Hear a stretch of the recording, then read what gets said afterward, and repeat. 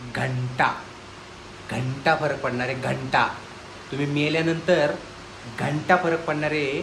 बाकीच्यांना कुठल्या रँडम पर्सनला काही फरक पडणार नाही. तुम्ही मेल्यानंतर फरक फक्त पडणार आहे तुमच्या आईला, तुमच्या बापाला, तुमच्या पोरांना आणि तुमच्या बायकोला.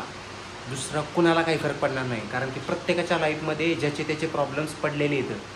तुम्ही जर असेच हातावर हात धरून बसतान की ह्याला काय वाटन, त्याला काय वाटन, नको नको हे केल्यानंतर ते वाटन, ते अजिबात नाही.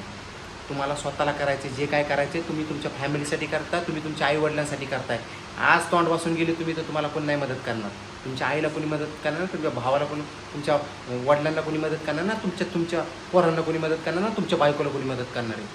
त्याच्यामुळं उठायचं, जे तुम्हाला वाटतंय ते करायचं, काम करायचं, कष्ट करायचं. जिथून तुम्हाला पैसा कमवता येईल तिथून पैसा कमवायचा. कारण की पैसा इज द बिगेस्ट नीड सध्याच्या सिच्युएशनमध्ये. कारण की इतकी महागाई वाढणारी पुढे जाऊन, खूप खतरनाक गोष्ट होणार आहे पुढे जाऊन.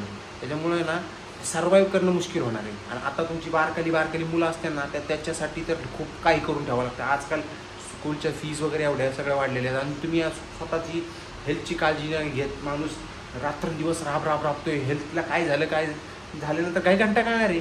आज तुम्हाला हॉस्पिटलमध्ये जर आईवडिलांना न्यायचं म्हणलं तर आज विचार करावा लागतो. सरकारी हॉस्पिटलमध्ये न्यावं लागतं. सरकारी हॉस्पिटलमध्ये एवढे धक्के बिक्के बसतात. आज तुम्ही रोज बसने प्रवास करता. बसने प्रवास करताना तुम्हाला असं वाटतं रोज की यार काहीतरी होईल, काहीतरी मिरॅकल होईल. काही मिरॅकल होणार नाही. घंटा मिरॅकल होणार नाही. तुम्हाला करायचं जे काय करायचं ते तुम्हाला करता. आत्ता वाटतं तुम्हाला हे केल्यानंतर तुमचं चेंज होऊ शकते, लाईफ चेंज होऊ शकते. करायचं, लगेच उठायचं आणि करायचं.